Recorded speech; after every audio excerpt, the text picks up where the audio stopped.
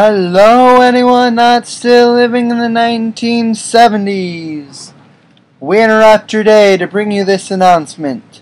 Husker Ninja is in the building. Alright guys, welcome to episode number 6 of the Northern Iowa Panthers Dynasty here on NCAA 14.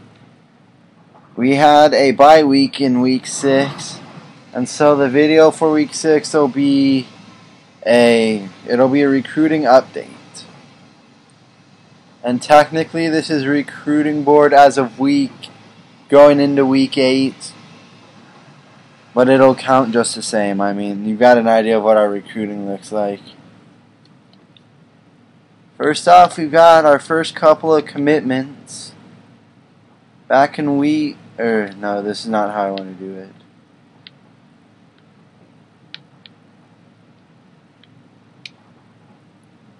Back in week 6, we got John Young, the center from Hiawatha, Iowa. He became the first commitment for Northern Iowa as an FBS program. And following him was John Patrick, a quarterback from Omaha. Danny Sanders, a fullback from Belton, Missouri. Julius Kerr, a guard from Apopka, Florida. Dave Green, a middle linebacker from Ralston, Nebraska. Thomas Williams, a strong safety from Independence, Iowa. And Michael Johnson, the gem outside linebacker from Red Oak, Iowa that we found. He went up 8 overall. He's probably going to be our best player on defense by the time he comes in. And the rest of the commits, okay, no one else breaks 70 except for John Patrick, who's right at 70. But keep in mind, we're in the Sun Belt. We're not a very good team. These guys can all come in and play pretty much right away. Now we'll go over the rest of who we've got on the board. But I'm really excited about Michael Johnson. He's going to be really good, I think. Oh, the ones we're behind on, we went on, and what we did is because we're halfway through, we thought, let's find a couple of 4-stars and stuff who aren't being heavily committed. So what I did is I went and anyone who is under 25% locked, and I went and I found a ton of people and I started scouting them. And we'll go over kind of where I think they could play if we could get them, but I'm acknowledging a lot of this is probably a long shot. So the first one we'll talk about is Chris Smith. He's a tackle from Caribou, Maine, I believe. And if you look, he went up 4 to 72. He's got better run blocking than pass block, but he's pretty solid in both of them. So I'm hoping we can try and get him, but again, we'll have to see what happens. We've got Brad Parker, a strong safety from Edmonds, Washington. He's a 77 overall, went up 3. Solid zone coverage, pretty good speed, pretty good acceleration, solid tackling. He's just a solid prospect. And again, I'm realizing a lot of these people who aren't being heavily committed yet, we probably gotta wait until the big schools come in and then we're done. But if we can get enough ground made up before they start coming, we might have a chance. And so that's what I'm going to try to do. Try and take a chance on some of the bigger name prospects, I guess, and see if we can't get them to pull a surprise and commit to us and bring our... we want to get to be a powerhouse and try and jumpstart that process a little bit. We're also looking at Adam Mitchell, a wideout from Temple, Texas. Pretty good catching. His spectacular catch in traffic aren't great, but he's got really good speed. I mean, 93 speed, and that'll make up for a lot. He's also a gem. But you can see Kansas is already looking into him, and so we might not have much of a chance to get him. We're also looking at Chris Sears, a cornerback from Chester, South Carolina. And we're in the lead on him for now.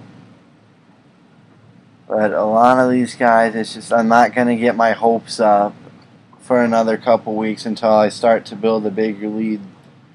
Because all it takes is USC's like, hey, let's offer this guy a scholarship. Then all of a sudden we're done. We've got Joel Hood, a wideout from Rosemead, California. He was a gem too when we scouted him. He's got much more solid overall catching skills. His speed's not as good, but he's got better spectacular catching traffic. And actually just a better overall catching rating. Not by much, but it is better. We got Eric Hicks, a cornerback from Marshalltown, Iowa. Although actually he's been on our list for a while, so he was another gem. That's something we found a lot of, are like gems. And so we're going after them hard. We've got, this one's probably the most outrageous. We've got Andrew Charles, a 5-star halfback from Clinton, South Carolina. I mean, we're going to see if we can't maybe make a move on him before Alabama comes in and scoops him up. But we've got like some of my main targets. A lot of my main targets are already committed. My only other really main target from my original board was Eric Hicks. And so that gave me a ton of points I could start to use on other people. Matt Arnold, was someone else who's been on the board for a while. Trying to open up a pipeline into Nebraska is why we got that one. Derrick Lewis, he's been on our board for a while. I mean, he's a solid prospect. He really is. We got Bill Chavez, a corner from Westminster, Iowa.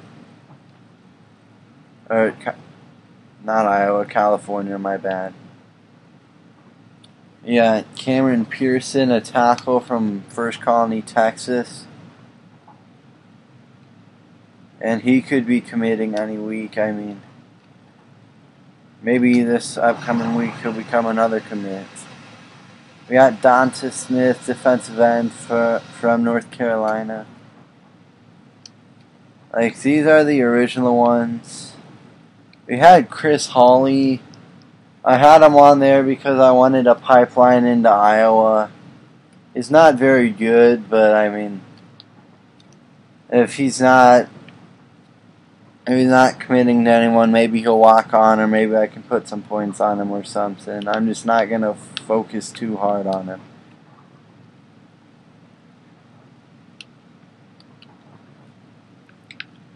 Alright, and so I think real quick, I want to put some more points onto these other people.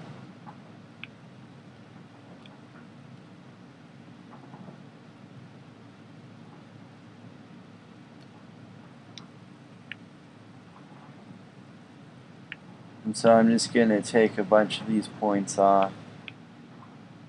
Probably take a bunch off of Chavez too.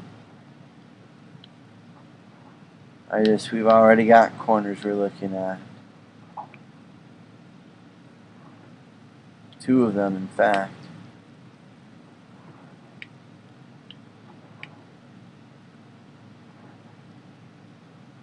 But all of a sudden that becomes much more likable for me. Putting in some more points to the bigger people, you know. Maybe I'll take another 100 off of Smith. Because I do want Chavez, like, even if he doesn't come in right away and, like, start, he could still be solid depth. That's what I'm thinking. But we got a pretty solid lead on Pearson, Smith, and Hawley. I mean, if Donta Smith starts, Oregon starts really taking off on me. But Cameron Pearson, we could replace him with Chris Smith if we can get him.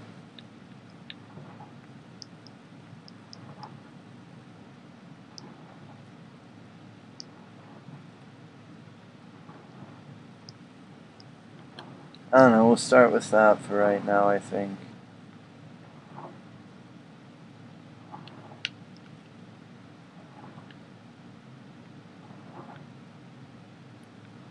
Actually, no, I'll take 200 off of Brad Parker and put him back on to Donta Smith. That's what we're doing for right now. I mean, that's what our current recruiting board looks like. We've already got like 6 commitments or something.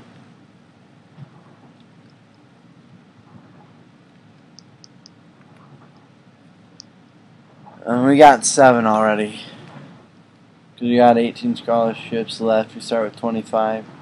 Real quick, I'll just take an early look at the top classes, just to kind of see where everyone's at this point.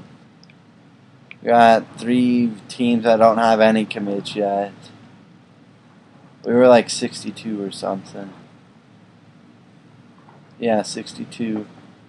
But I mean, that ranking could jump higher if some of those just kind of flyer type of people just jump on the bandwagon and they're like, yeah, let's go make something happen. Well, that's our look at a recruiting update.